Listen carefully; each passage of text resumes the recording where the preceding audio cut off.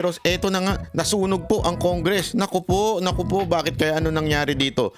Kasi nga po, dahil po sa mga sagot ni Joey, nasunog po itong si Congressman na Abante. Ibig sabihin no, napahiya ho, na talaga nga namang, sabi nga, masasabi nating nabaon. Bakit nabaon? Kasi nga po, kahit pilit na ipinababagsak o pilit na pinapaamin o pilit na pinapahiya ni Abante si Joey Cruz na isang vlogger, ay hindi niya po nagawa. At kabaligtaran pa ho ang nagawa niya kung saan etong si Congressman Abante ay sunog sa mga sagot ni Joey Cruz. Naku, palakpakan natin yan.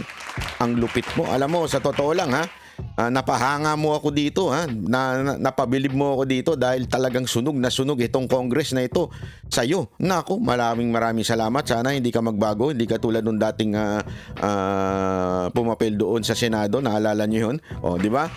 Pero sa tingin ko, hindi naman po katulad ito ni TP. Alam naman po natin, to si Joey, talagang, alam mo maganda dito kay Joey, hindi ho bida-bida. Yan ang napaka-importante, hindi ho epal. Siya ho naman ay pag hindi niya alam ang topic, pag pinanonood ko ito, kanya po itong inaamin at tinatanong pa nga sa audience minsan, maganda ho yun. Ibig sabihin talagang makikita mong galing sa puso ang kanyang mga sagot. Kaya dito ho sa nangyari ho dito sa camera, talagang sunog na sunog po itong si Congressman Abante. Kaya ako sa iyo, Joey, bumalik ka sa camera, tapos magdala ka ng petroleum jelly, ha? Tapos pahiran mo si Abante. Pagkapahid mo, dumila ka na rin. Ganun ka, ganun, ya? Ganun na lang. Para naman hindi na umulit itong si Abante sa kanyang pagtatantrums. Alam nyo kasi ito si Abante, para po itong, alam mo yung tatay mo. Yung tatay mong na nagtatantrums, yung tatay mong parang grumpy old man, parang ganun. Parang ganun kasi si Abante. Para ho siyang hindi makatanggap ng sagot, ika nga. Alam mo, baka sabihin mo na naman baka meron ka na naman unjust vexation na magaganap diyan May pa-libel ka pa dito kay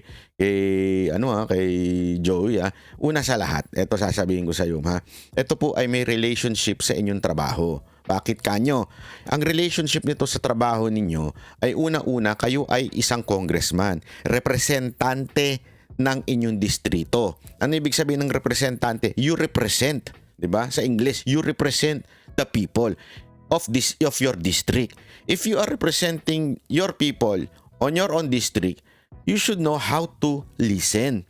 Ang problema, hindi ka marunong makinig sa sagot ni Joey. Nagtatanong ka, pero hindi ka nagtatanong para alamin ang sagot. Nanananong ka lang.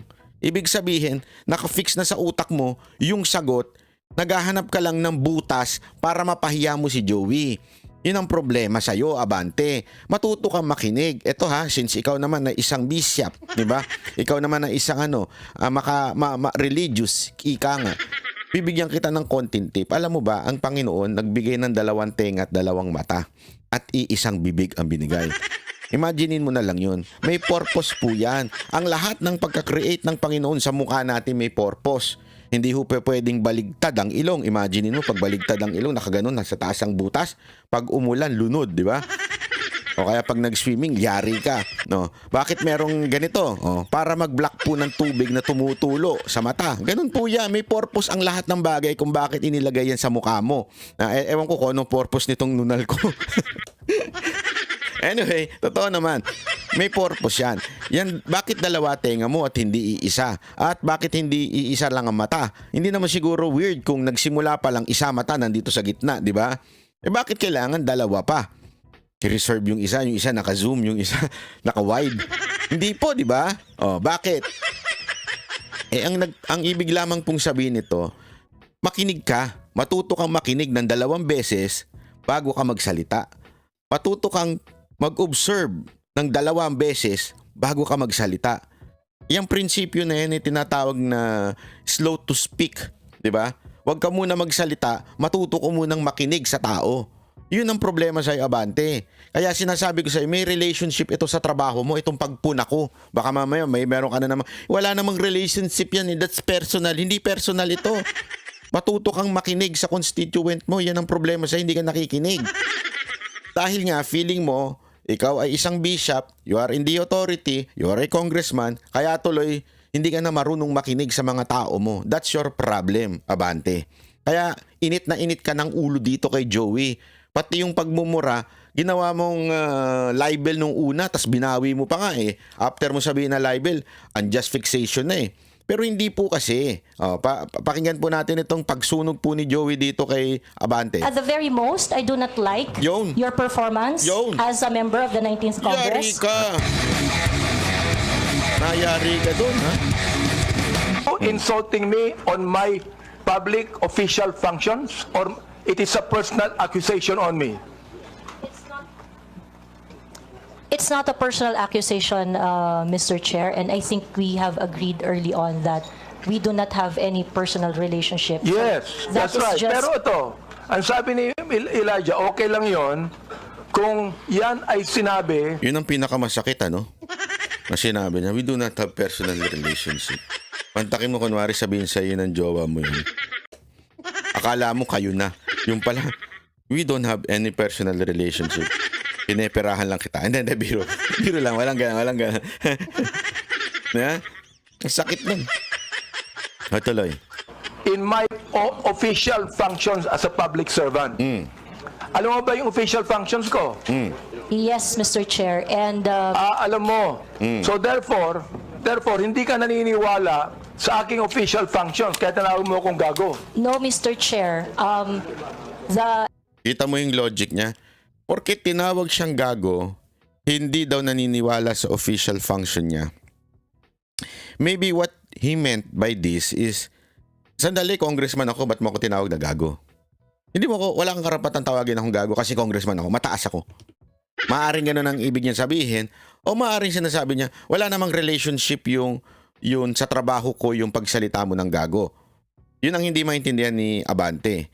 Yung expression na gago, ibig sabihin, gago ka. Ibig sabihin, yung ginagawa mo isang kagaguhan. Ano bang ibig sabihin pag sinabi mong gago? 'Di ba parang aside mas mas matindi ito doon sa stupid ka. 'Di ba? O mas tanga ka. Ito pa yung mas matindi, gago ka. Ibig sabihin nun, yung ugali mo gago, masama. Hindi maganda yung ginagawa mo, puro kagaguhan. Ibig sabihin ng pag sinabi mong puro kagaguhan, 'di ba? Alam mo na ibig sabihin nun. Lahat ng ginagawa mo, isang malaking katarantaduhan, isang kagaguhan. So yun yung sinasabi ni Joey, which relate doon sa trabaho niya. Kasi nga may trabaho siya, pero gago siya doon sa trabaho niyang yun. So ano sinasabi mong personal attack yun? That is not a personal attack. That is a attack to your function as a public official. Kagaguhan yung ginagawa mo. observation that I uttered to describe your performance of your official action. That is my observation. That is what I felt. Well, inobserbuhan mo ba yung aking official functions? Yes, Mr. Chair. Inobserbuhan mo I watch your hearings. Since I won in 2019? No, Mr. Chair. So kailangan mo pa palang obserbahan mula nung nagsimula ka? Hindi ba maaaring pwede kong i-react yung ginawa mo now? Nagigets nyo? Hindi ko kailangang obserbahan yung sinimulan mo, tapos meron kang ginawa sa kalagitnaan ng iyong pagsiservisyo, sasabihin ko, ay isang malaking katangahan yung ginawa mo. Pwede ko bang sabihin na, hindi wag mo sabihin yan kasi dapat inobserbahan mo yung ginawa ko noon hanggang ngayon. Hindi pwedeng ganun. Yun ang sinasabing na may personal ka. Diba? Bakit kanyo? Etong sinasabi ni Joey na gago, o kung sinabi man niya yan, kasi parang hindi niya maalala kung kailan niya nasabi yan. Kung sinabi man niya yan, sinabi niya yan because as a reaction to what you just did. O ano yung ginawa mo on that present moment, kung ano yung desisyon na ginawa ni Abante at the present moment, yun ang sinasabi niyang gago. Diba? So ang linaw po nun. Hindi yan. Kaya nga pag sinabi mong inobserbahan mo ba ako noong simula ako, yun ang namemersonal. Mantakin mo, pati yung nakaraan mo, inungkat.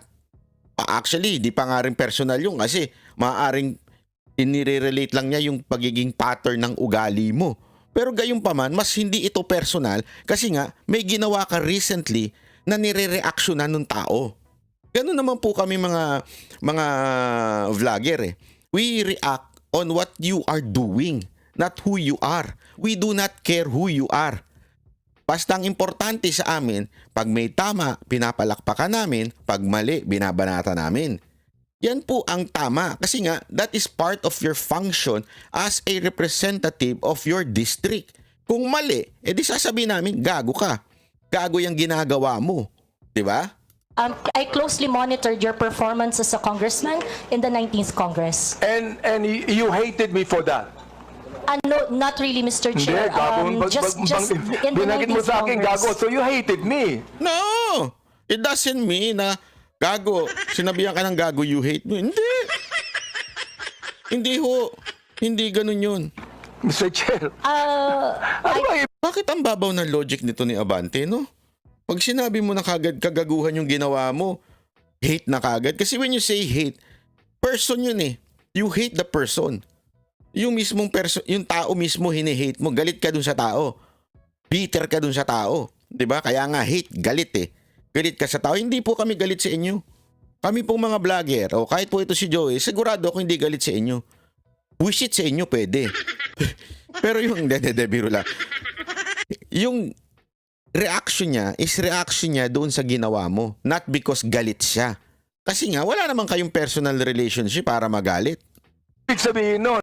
Binanggit mo, gago ako. Binanggit mo, isasampal ko ito sa pagmumukha mo. Binanggit mo, I'm going to be... Hindi ko mabanggit eh. Okay. If you prepared, binanggit mo yun eh. May I Oo. respond, Mr. Chair? Therefore, you hated me. Hindi pwedeng sabihin mo sa akin na you love me. Is that a person that you said that you love me? I love you and because of that, isasampal ko ito sa'yo. May I respond, Mr. Chair? Yeah, go ahead. Sige, Mr. Chair, go ahead, respond. At the very most, I do not like your performance as a member of the 19th Congress. But hate is such a powerful word because we established earlier that we do not have any personal relationship or any Ayan nga, personal Mr. Chair. affiliation. Binanggit mo yung human rights. Yes, Binanggit mo Mr. yan kanina, Chair. di ba? Correct, Mr. Therefore, Chair. Mr. Chair, you violated my human rights. Why? Because when you said those profanities, those insult, yung gago, yung isasampol ko ito sa pagbubuka mo, you violated my human rights. Violated your human rights? Human rights? Karapatan saan? Alam mo bakit ako bilib dito kay Joey? Kung ako to, tatawanan ko talaga to eh. Asan yung human rights doon? Human rights? Ano ho ba ang mga human rights? O, sige nga ho, ano ho ba ang mga human rights? Karapatan mong mabuhay? Karapatan mo maging safe? Karapatan mong proteksyonan ng sarili mo? Karapatan mo maging malaya sa pananalita? Marami kang human rights na alin doon ang nawala o violate ni Joey nung sinabihan kang gago. Pag sinabihan ka bang gago, hindi ka na pwedeng mabuhay? Pag sinabihan ka bang gago, hindi ka na pwedeng huminga? Pag sinabihan ka bang gago, wala ka ng kalayaan magsalita? Pag sinabihan kang gago, hindi mo na pwedeng proteksyonan ng sarili mo. Asan doon ang human rights? Alam mo, bilib talaga ako dito kay Joey, ha?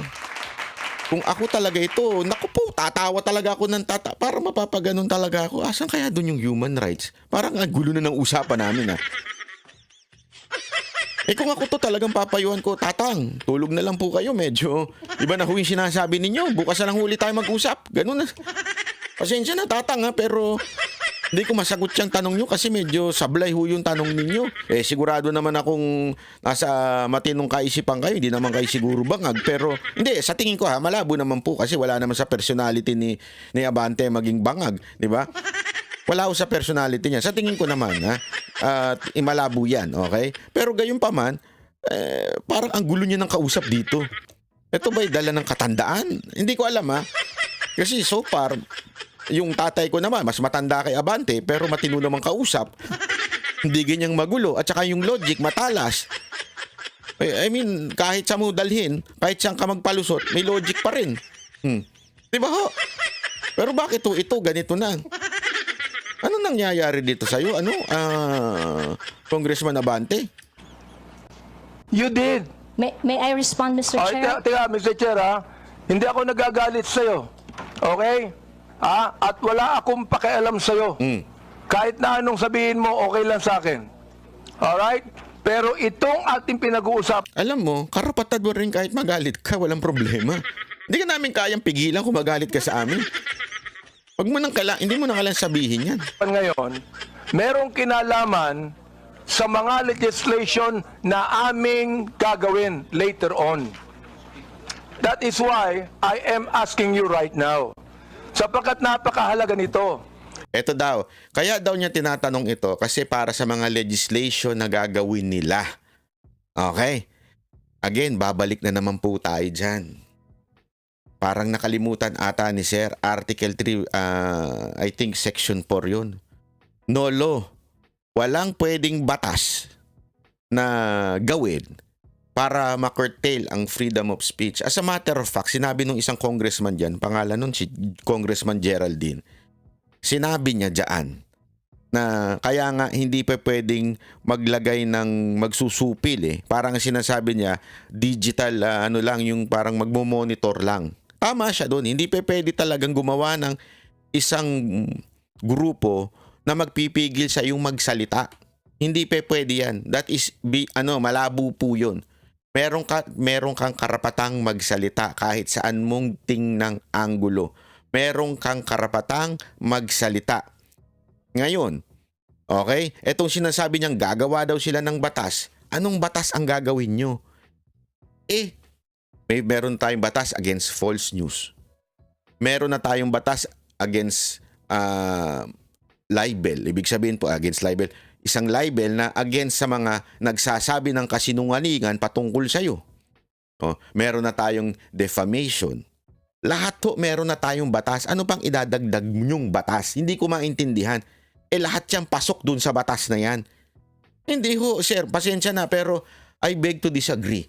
Lahat po ng sinasabi ninyo meron ng batas. Ngayon, pagmumura, may batas din po dyan. As a matter of fact, meron ng desisyon ng Supreme Court dyan. Diba ho? Hanggang kaduluduluhan ay yan po ay pinapayagan as an expression. Diba po? Yun o yun. Unless sabihin na yung tao na yun ay may ginawang meron ka sinabi doon sa tao na yun, tapos binaligtad mo, hindi naman pala totoo yung sinabi mo, yun, libel papasok yun. Ewan ko nga dito kay Abante kung ano pa sinasabi nitong batas na gagawin. Kapag binabanggit mo, if you're saying that using profanities, insults, and malicious accusations online represent fair and respectful discourse and a healthy discourse, therefore you're telling us that the freedom of expression is absolute. You can say anything you want, and that is freedom of expression. Yun ang sinasabi ko, Mr. Chair. May I respond, Mr. Chair? Pag binanggit mo, if you said that freedom of expression is not absolute, therefore, there are certain things that you cannot say. Yun ang ibig sabihin nung freedom of expression is not absolute. May limitation yun. Di ba? Go ahead. You can answer now. Okay, thank you very much, Mr. Chair. Napansin din niya. Di ba? Napansin din niya ang daldal niya. Sige na nga, go ahead. Magsalta ka na. Mr. Chair, in the universal thoughts and ideas, there would always be a limitation. The freedom of speech is not absolute. And the limitation of freedom of speech is well defined. Yan. Under the law, under the jurisprudence, there are things that you cannot say. There are things that Mr. Chair, you what cannot... jurisprudence are you talking about? Ito, akala niya hindi alam. Ha? Supreme Court decisions, Your Honor. Can you tell me what law? Example of law that limits your Yes. freedom of expression. For Can you example, tell me Mr. the Chair, jurisprudence? yes, Mr. Chair. For example, Mr. Chair, there is, I cannot specify the specific law, Mr. Chair. There but is a law on libel. Yeah, law There on is a libel. law on slander. There is a law. Is it okay, Mr. Chair, if I give my example? Ayun naman pala, alam mo may batas doon eh. Ano pang gusto mong gawing batas? Ay, nako. Okay, thank you very much. One example, and I think this example is very demonstrative, is very illustrative of the limitation of freedom of speech. Right now, it is election, midterm election, and it is not allowed that people are going to campaign on the day of the election day. That is a clear prohibition to express on the part of the citizen to say whatever they want to say on that Teka, election. Mr. because Chair, ano po ang connection nung binabanggit mo? I'm- Limitation of freedom of speech. Yan ang pinag-uusapan. So sinasabi ni Joey, bawal ka nang mag-kampanya during the day na pinagbawal na ng COMELEC. Yun po yung limitation na sinasabi ni Joey. Tapos parang tatawa-tawa ka pa. Tama naman yung sinabi niya na may limitation na kasi nga merong batas na nagsasabing bawal ka na mangampanya. So hindi mo pa pwedeng, hindi, freedom of speech ko to eh. Hindi, may batas nga na bawal ka mangampanya doon sa oras na yun. Yun, ang linaw-linaw. Yun yung mga limitations of freedom of speech. Yung limitations of freedom of speech mo, yung bawal magmura. Asan yan? Sige nga. Asan po yan sa ating konstitusyon na bawal magmura? May desisyon niya ang Supreme Court dyan eh. Ang putang ina ay isang expression. Hindi po yan na masasabi mong pumapaloob sa libel o defamation. Meron yan. Meron pong ano yan. Jurisprudence po yan. asking you about the jurisprudence. I just told you that there is a law against on libel, on cybercrime. What you said today is libelous. What you said here is libelous. Why? Mr. Because Chair. there is a malicious intent. When you use profanities, when you use the word gago, there is a malicious accusation, and that is libelous. Mr. Chair, if that is your assessment of that And kind of statement, listen, you not will only have your... libelous, Mr. Chair. Sandali lang ha. Not only libelous, ha? That is also unjust vexation on my part. May I respond, Mr. Chair? Go ahead. Okay, Mr. Chair, if you think that you are violated by my exercise of my freedom, you would have your right and No, be no, in court. Yun, akala ko magsosorry na naman eh. Ayoko na yung sorry na yun eh. Sa totoo lang, medyo hindi ko kursunada yung magsosorry. Pero buti na lang ang sinabi niyang, if you were offended by what I've said, you have the court. Yun ang pinakapanalo dyan, mga kababayan. So, sorry po mga kababayan. I love the other vloggers na nagsorry po sa mga congressman. I know why they did that because ayaw ho nilang makulong. Pero sa akin po, hindi po ako fix doon sa mag-sorry sa congressman. Bakit ako magsosorry? Kung tama naman sa tingin ko yung para lang hindi makulong, wag na lang akong pumunta. Ganun lang kasimple yun. Di ba? Hindi ko sa pero parang ganun ang prinsipyo na sinasabi ko, mga kababayan. Kasi hindi ako gagalang sa ganitong klaseng mga congressman. Pasensya na po. Kasi binababoy na ninyo ang batas. Why would I respect you? 'Di ba? Kung bababuyin niyo ang batas, hindi na ako gagalang sa inyo. Pasensya na. Kaya tama, pasok yung sinabi ni Joey Cruz dito. Anong sinabi niya? If you were offended, you have the court. Na meron tayong korting pwedeng sampahan ninyo ako ng kaso. O yun, ang ganda nun. Perfect yun. You're the best. Among the West. Mr. Chair, So that, don't so worry. that the maliciousness of Mr. that Chair, statement don't can be worry. I'm sorted not out going in the to charge proper you in court. authority. Don't worry. I'm not going to charge you. If I charge you in court, matatalo ka eh. Oh, ang lupit nito, Brad. Dinaig pa yung korte talaga. Palakpakan naman natin. Hayop. Pag kinasuhan kita, talo ka. Oh, wow. Nauna ka pa sa judge. Ang lupit mo. Alam mo, dito pa lang sa utak ni Abante na to, talagang talagang masasabi kong ibang level ng utak nito. Iba ang kaugalian nitong maman to. Malupit pa siya, malupit talaga itong tao na to. Ito talaga ang epitome ng pagiging diktador, authoritarian. Talaga siya ho yun. Hindi. Pag kinasuhan kita, talo ka.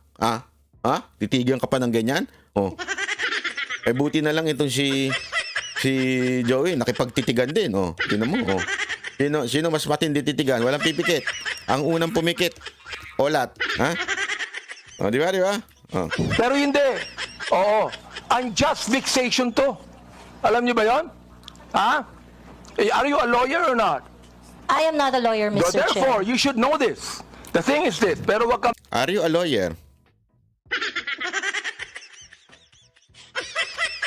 Ang sarap sagutin no? Yung tinanong siya, are you a lawyer? Ako sasagutin ko yan. No sir, are you? Hindi kasi sinasabi mo, mas magaling ka sa akin, di ba? Dahil di ka lawyer. O, parang sinasabi mo, hindi ka pala lawyer, di ka magaling. O, ikaw ba? Lawyer ka ba? Magadala. Hindi ako magdidemanda sa'yo. Do you know why? You're not important to me.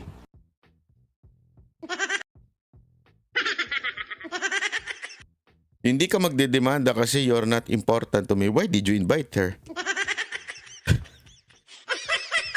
Sorry hindi ko makakunik eh. Hindi pala sila importante sa'yo. Hindi pala importante si Joey. Ba't nyo inimbitahan? Dito, lumalabas na you invited the vloggers not as a resource person but to condemn them, to bully them, at para talagang gawin ang lahat. Para pahiyain, talagang i-degrade. That's the reason. So tanggalin nyo na yung you are invited as a resource person, you are invited on an investigation whatsoever. Walang ganun. Kayo na mismo umamin. Inamin nyo na. Ang linaw-linaw. Hindi ka importante. Kasi kung hindi pala importante, pauwiin mo na. Ba't mo pa kinakausap? Hindi ka pala importante. Alright? Ang dahilan lamang, kaya natin ginagawa ito, para magkaroon kami ng idea kung anong legislation ang nais naming gawin. Pero ikaw, you are not important to me. Alright?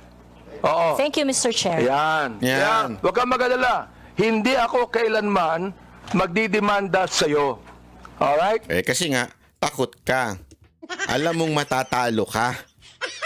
That's the truth.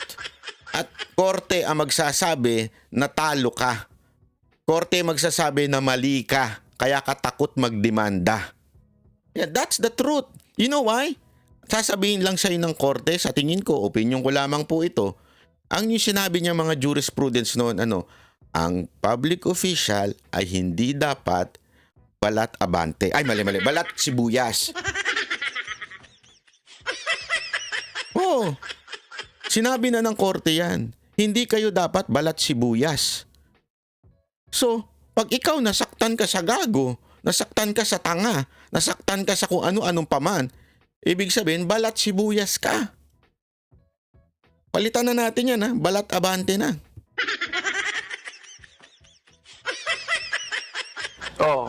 Tumatawa ka pa eh. Thank you, Mr. Chair. Natatawa ka sa akin eh. No, Mr. Chair, I am expressing my gratitude, Mr. Chair. Ganun ba? Mr. Chair, tumatawa ka and you're expressing your gratitude by your sarcastic laughter? I am not laughing, Mr. Chair. It's just a natural smile, Mr. So, Chair. As a natural smile, durog si Abante, palakpakan natin si Joey. Ang lupit mo, Joey, Hindi, totoo, malupit ho dito si Joey. Kaya, alam mo, etong si Abante, nasira ang Congress dahil sa kanya. Sa totoo lang. Hindi, walang biro ho. Dito, lumalabas na sobrang sobra kayong authoritative o yung masyado kayong mataas ang tingin sa sarili, na wala ng karapatan ng mamamayang batikusin kayo o sabihan kayo ng hindi maganda. Ang dating sa inyo, pag sinabihan kayo ng ganon, ipapatawag ninyo. Pag hindi pumunta, o di kaya pag pumunta naman at hindi nag-sorry, ay iko-contempt ninyo. O kung naman hindi pumunta, iko-contempt nyo pa rin. Di ba? Alam nyo, ito lang masasabi ko sa inyo Kayong mga congressman, bilang na ang araw ninyo. Maniwala kayo. Kasi may eleksyon ng darating. Sa eleksyon, sigurado ako nakikita ng mga taga Maynila o kayo naman taga Maynila. Pag kayo, binoto nyo pa to, ay malaki na kasalanan nyo sa mundo. Pag binoto nyo po to si Abante at nanalo pa ito si Abante, pambihira naman kayo. Yun lang masasabi ko. Gusto nyo ganitong klaseng congressman nyo? Self-righteous, self-centered, alam ang lahat, walang bawal kang magsalita laban sa kanila. Gusto nyo ng ganyang klaseng leader? Gusto nyo ng ganyang klaseng congressman? Bahala kayo. Diba? Mangyayari sa inyo, diktador ang labas. Ako nga, tanong ko nga sa inyo Balita ako, hindi nga daw, di umano balita ako lang ito. Di umano, hindi na nga daw nakakakampanya yan dyan dahil natatakot na daw sa mga taong pagsisigaw ng Duterte. No, marami ho dyan sa mga congressman na yan. yung mga congressman na yumari ho kay BP Sara Duterte at kay Pangulong Duterte, takot na lumabas. Grabe na yung security nila. Bakit? Kasi nagagalit daw yung mga taga Maynila sa kanila. Yun ang naririnig ko ha. Yun ang kwento sa akin ng mga taga Maynila. Naririnig ko po yan. Although hindi po ako taga-district na yan. District 3 po ako. Ayan po ang kwento-kwento sa akin. Totoo ba yan, sir? Congressman Abante, totoo ba takot ka na humarap sa mga tao dahil pag umaharap kay sa tao, sumisigaw ang taong bayan ng Duterte. Kung hindi man Duterte, isigaw Yorme. Kawawa naman kayo. Saan kayo lulugar? O baka naman dahil dyan, sinusulit mo na yung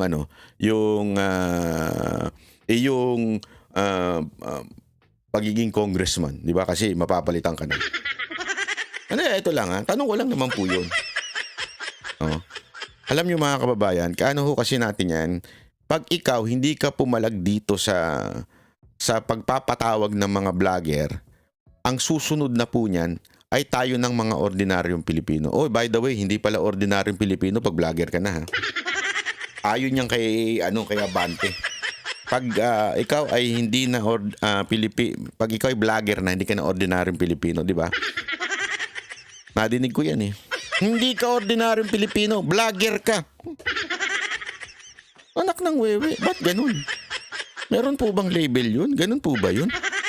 Nataka talaga ako nung pinakikinggan ko. So, hindi na ako ordinaryong Pilipino. Ano kaya ako, alien na Pilipino? Yeah?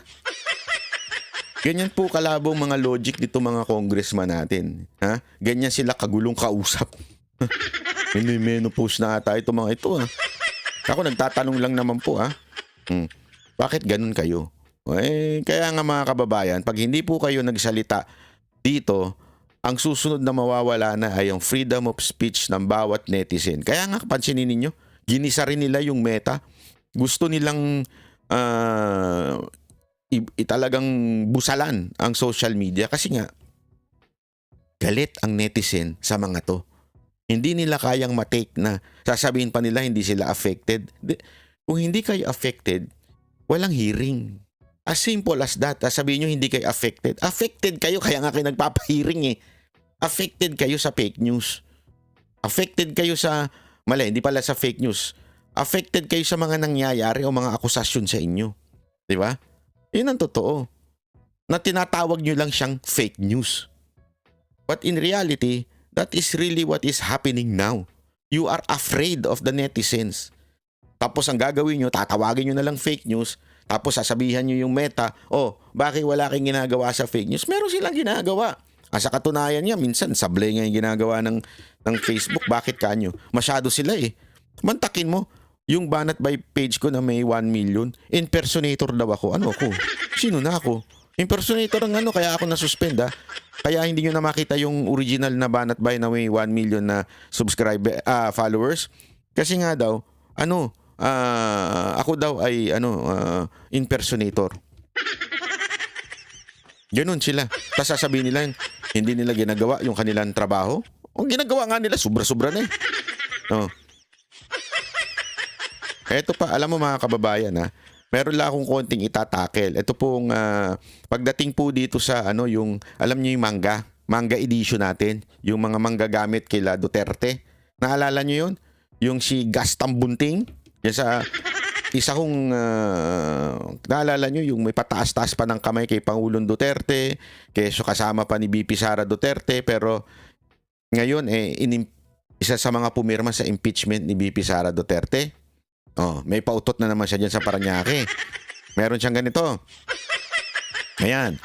Parañaque former Mayor Joey Marquez at ex-Congressman Ed Zialcita in-endorse si Gaston Bunting. Yan ang nila kasi ang bago nilang ngayon, gusto ko si Gaston Bunting. Parang gusto ko si Gaston Bunting. Yung ginawa nilang Gus gusto. Ganun ang kanilang bagong ngayon.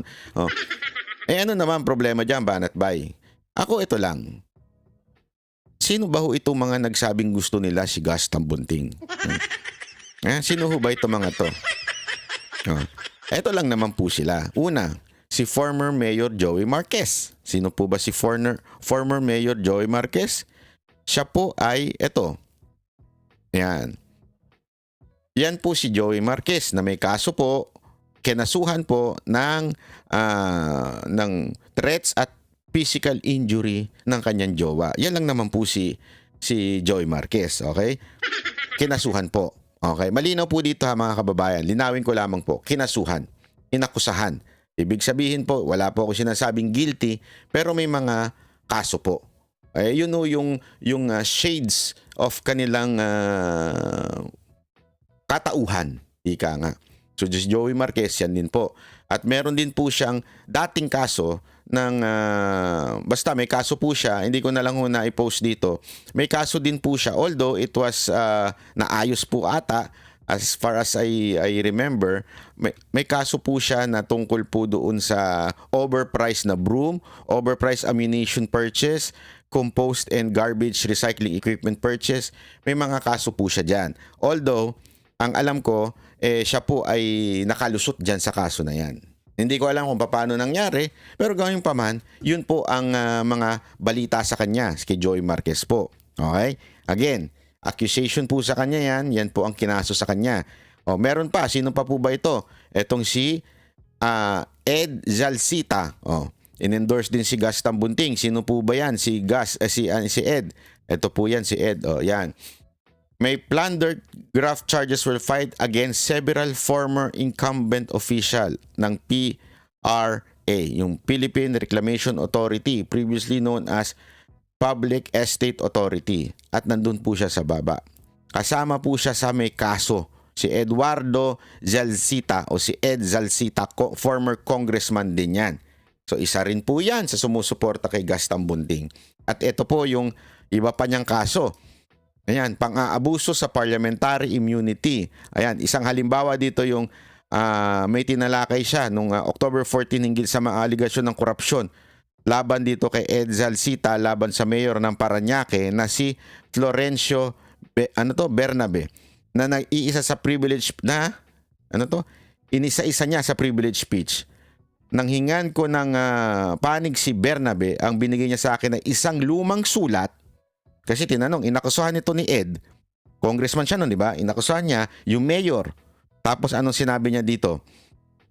Meron siyang inabot na sulat na inabsuelto naman pala ni Zalcita mismo. At binuhay na lang yung kaso.